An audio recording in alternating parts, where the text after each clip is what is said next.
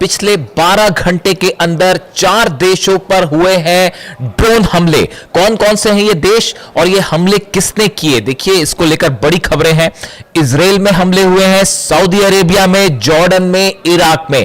इन चारों देशों पर ड्रोन स्ट्राइक्स की खबरें हैं। क्या ये हमले ईरान के हैं? क्या ईरान ने ये स्ट्राइक्स की है? देखिए जो खबरें आई उसके मुताबिक अगर आप सऊदी अरेबिया की बात करें, सऊदी अरेबिया से शुरू करें, कई सारी चीजें ऐसी हैं जो बड़ी रहस्यमय हैं, इन हमलों को बड़ा मिस्टीरियस बना रही हैं। क्यों, वो मैं आपको बताता हूं। पहले सऊदी अरेबिया से शुरू करें। Saudi Arabia's defence ministry said it shot down drones aimed at petroleum targets, some in eastern province and other in capital Riyadh. यानी रियाद समेत पूर्वी हिस्से में सऊदी के ड्रोन स्ट्राइक्स की गई हैं। सऊदी का दावा है ड्रोन गिरा दिए गए, लेकिन कुछ लोगों का यह भी दावा है कि यहां धमाकों की आवाजें सुनाई दी हैं। यह सब कब हो रहा है? जब हूती और सऊदी के बीच में लगातार जंग वाले हालात बने हुए हैं। It said that the drones had been launched from Iraq by Iran-backed militia and it reserved the right to respond। अब देखिए यहां गौर करने वाली बात क्या है, जो बात इस पूरे मसले को रहस्यमय बना रही है। सऊदी ये कह रहा है कि ये हमले यमन से नहीं हुए। जो ड्रोन आए सऊदी में रियाद के ऊपर और ईस्टर्न प्रोविंस में जो हमले हुए हैं ड्रोन से, बीती रात की ये बात है, ये हमले जो है सऊदी का कहना है कि ये इराक से किए गए हैं और ईरान का जो समर्थन करने वाले ग्रुप है उन्होंने ये हमले किए हैं सऊदी पे। अब ये इस मामले को बड़ा एक नया टर्न दे रहा है। देखिए हूती तो लगातार हमला कर ही रहे हैं। हूती के हमलों में तो जो इमेजेस हैं वो है कि अरामको जो ऑयल रिफाइनरी है उसमें ऐसी आग लगी है कि वो नासा की तरफ से भी जो एक इमेज जारी की गई, बताया जा रहा है ऐसा कि वो पूरे इलाके में जो है धुआं है और वो आग अब तक नहीं बुझी है। 48 घंटे से ज्यादा हो गया ये हमला हुए। Satellite imagery circling on social media appeared to show damage caused to Saudi's Aramco oil processing facility in the country's east.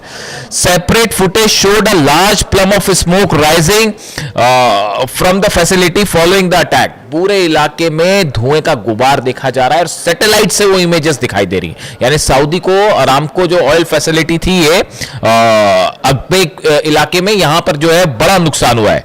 Separately Houthis allies, Iran's ally Houthi in Yemen said they have targeted transit sites carrying oil west to Saudi Arabia's main Red Sea oil port of Yanbu। इन्होंने कहा है कि जो जहाज Yanbu जा रहे हैं Saudi के, उसको भी, उनको पे भी हमले किए गए। देखिए 3 हमलों की खबरें तो कंफर्म थी कि 3 जहाज सऊदी के इसको हूतीस की तरफ से टारगेट किया गया, इस तरह की खबरें। अब इनका फिर से दावा आया है कि जो यानबू पोर्ट है सऊदी का, इसके पास और जहाजों को निशाना बनाया गया है।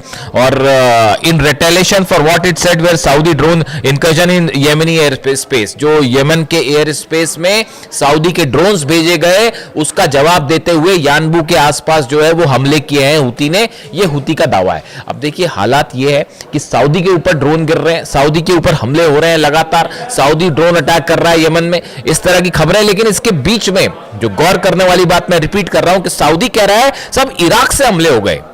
और इराक से हमले का होने का मतलब है वो सऊदी खुद ही कह रहा है कि ईरान समर्थित जो ग्रुप है उसने ये हमले किए हैं। मतलब दूसरे शब्दों में ईरान के ड्रोन से ही स्ट्राइक की गई सऊदी में, जो अंदर की कहानी।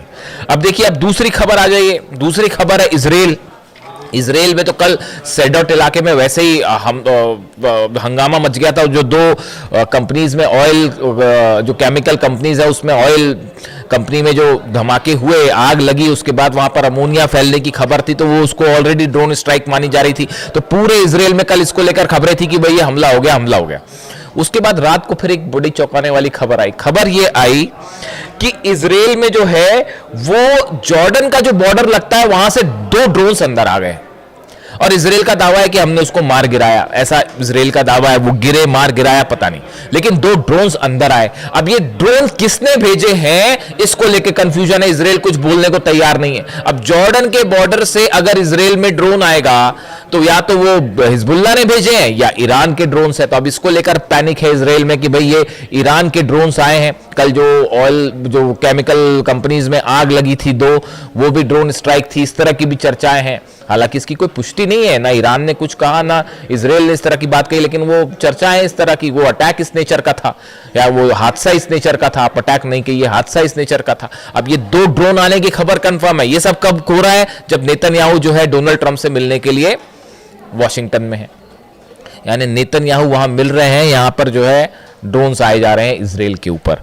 अब आप बात कर लीजिए जॉर्डन की। जॉर्डन में भी खबरें हैं कि 2 ड्रोन से स्ट्राइक की गई है। ये जॉर्डन का दावा है। अब जॉर्डन में कौन स्ट्राइक करेगा आप खुद ही समझ लीजिए। दोनों ईरानी ड्रोन से बताए जा रहे हैं कि ईरान के जो ड्रोन्स थे इससे हमले हुए हैं जॉर्डन पे, ऐसा जॉर्डन का कहना है। और 2 ड्रोन्स जो है वो टेरिटरी में अंदर आए। धमाके हुए नहीं हुए पता चलेगा, खबरें सामने आएंगी। यानी जॉर्डन में भी हमला है। आप इराक की बात करें, इराक में बड़ी स्ट्राइक हुई है, बड़ी स्ट्राइक हुई है, ड्रोन स्ट्राइक। शायद 136 ड्रोन से ये हमले किए गए हैं। करीब 5 से 6 जगहों पर धमाके हुए हैं।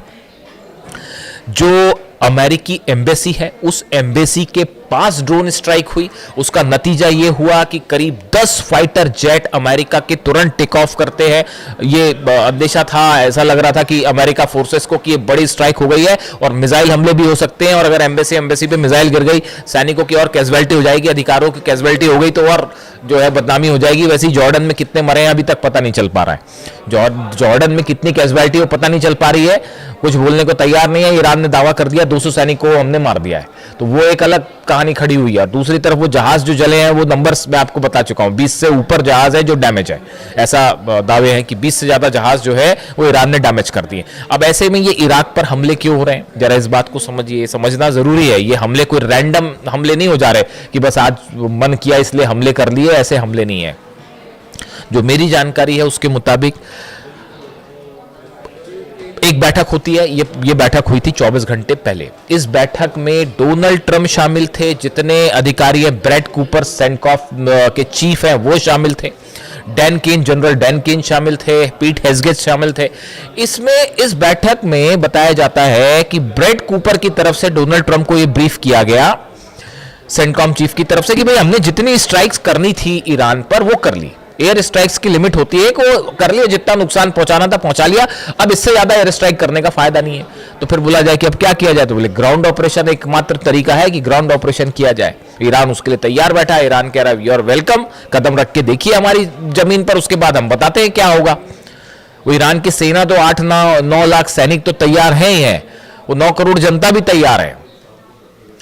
वो तो पिछली बार हेलीकॉप्टर रेस्क्यू, जो प्लेन का पायलट जो क्रैश हो गया था, प्लेन और पायलट फंस गया था वहां पे, और वो जो है उसको निकालने के लिए ईरान की सेना बाद में पहुंची, वो आम लोग जो है वो भिड़ गए थे अमेरिकन फोर्सेस से। तो वो जो 9 करोड़ लोग हैं वो अलग तैयार है।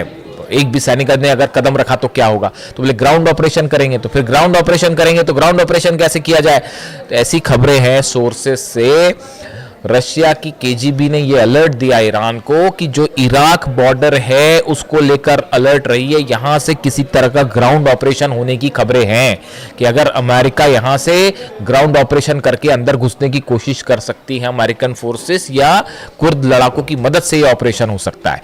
इसीलिए आप ये जो देख रहे हैं लगातार हमले हो रहे हैं, कुर्दिश लड़ाकों के जितने हथियारों के ठिकाने हैं या जहां से वो ड्रोन लॉन्च कर सकते हैं या जहां पर उनके बेसेस हैं, इन सबको तबाह किया जा रहा है। ये इंफ्रास्ट्रक्चर तबाह किया जा रहा है, और यही ईरान की प्रीएम्प्टिव स्ट्राइक की नीति है, जो कि अहमद वाहिदी साहब जिसको फॉलो कर रहे हैं, जिसको अली खामनेई साहब ने हमेशा अपने सामने रखा, और यही वो कासिम सुलेमानी साहब की रणनीति है कि कैसे दुश्मन से एक कदम आके रह के, अगर आपको लगे कि सामने वाला खतरा है, उसको आप तुरंत खत्म कर दीजिए। तो यही इराक में किया जा रहा है। इसके पहले कि वहां पर किसी तरह की कोई ग्राउंड ऑपरेशन की संभावना बने, उसको तबाह किया जाए, और इसीलिए ये स्ट्राइक हो रही है।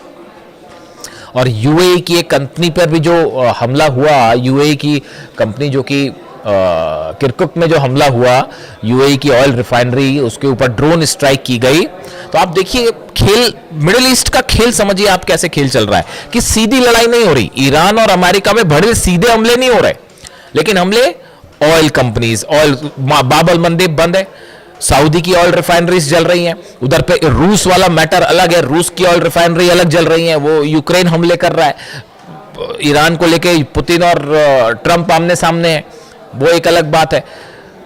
इराक में देखिए, इराक में जो यूएई की ऑयल कंपनीज है उस पर हमले हो रहे हैं, यमन में हमले हो रहे हैं, इजराइल पर जो है वो 2 ड्रोन अंदर आ गए और वो केमिकल फैक्ट्री में आग जो लगी है वो अभी भी संदेहास्पद है, तो उसको लेकर वो अलग खबर है। जॉर्डन पे हमले हैं और नई वार्निंग आ गई है ईरान की तरफ से। ईरान ये कह रहा है पिछले 48 घंटे के अंदर, देखिए जो पीटरसन वॉरशिप है अमेरिका का जो कि अरब सागर में था, ये हॉर्मुज के थोड़ा करीब आया है और इसने जो है जितने जहाज अमेरिका ईरान के जो जहाज हॉर्मुज से आना जाना कर रहे हैं उनको रोकने की कोशिश कर रही है अमेरिका की नेवी।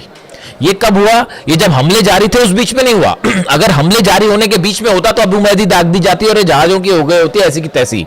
तो वो उस समय ये सब नहीं हुआ, उस समय तो पीछे खींच लिए थे जहाज, 1000 किलोमीटर के डिस्टेंस पे आ गए थे, वो हॉर्मुज के करीब पहुंच रहे थे, वो अरब सागर तक आ गए थे क्योंकि अबू महदी की रेंज में थे 1000 किलोमीटर की। फिर ये हुआ कि जब ये हमले बंद हुए तब ये यूएसएस पीटरसन जो है ये एक्टिवेट हुआ और कुछ जहाज अब ये ईरान के जहाजों को रोकने की कोशिश कर रहे हैं, जो तेल के जहाज ईरान जा रहे हैं या आ रहे हैं। उसको लेके ईरान की तरफ से वार्निंग आ गई है कि अगर ये जो तमाशा आपका चल रहा है ये चलता रहा, हमारे जहाजों को रोकने की कोशिश हुई तो फिर आपका एक भी जहाज नहीं बचेगा और सीधी स्ट्राइक होगी। तो हॉर्मुज को लेकर तनाव बढ़ गया है, बाबल मंदे बंद है ही। इसके साथ ही मुस्तफा खामनी साहब का संदेश मैंने कल आपका जिक्र कर दिया था, इसमें उन्होंने साफ शर्त रख दी कि लेबनान में हमारे इजराइल की सेना को पहले वापस बुलाइए, लेबनान पर पूरे हमले रोकिए, वरना कोई बात नहीं। अब ये बीच में जो बातचीत की खिचड़ी पकड़ी है अलग चल रही है, पाकिस्तान भी इन्वॉल्व है, कतर भी इन्वॉल्व है, ओमान भी इन्वॉल्व है, इजिप्ट भी इन्वॉल्व है, वो सब अधिकारी मिलकर आपस में बात कर रहे हैं। वो अनऑफिशियल टॉक्स है, ईरान ने साफ कह दिया कोई हमारी ऑफिशियल टॉक नहीं हो रही। अब क्या चर्चा होगी, क्या यूरेनियम और क्या न्यूक्लियर इंस्पेक्शन इन हालात में? आपने फिर हमला करके 54 लोगों को शहीद कर दिया ईरान में, क्या टॉक करना उनसे? कोई टॉक वॉक नहीं होने वाली और होगी भी तो कोई नतीजा नहीं निकलने वाला। डोनाल्ड ट्रंप यही कह रहे हैं कि अगर नतीजा नहीं निकला तो फिर हम ऐसा कर देंगे वैसा कर देंगे, तो वो जो कर देंगे वो देख लिया जाएगा। ईरान कह रहा कर लो जो करना है।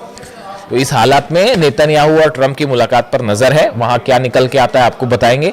फिलहाल हालात ये है कि 4 देशों पे सस्पिशियस ड्रोन स्ट्राइक्स 12 घंटे के अंदर और मिडिल ईस्ट अभी भी तूफान के पहले की शांति। Thank you so much.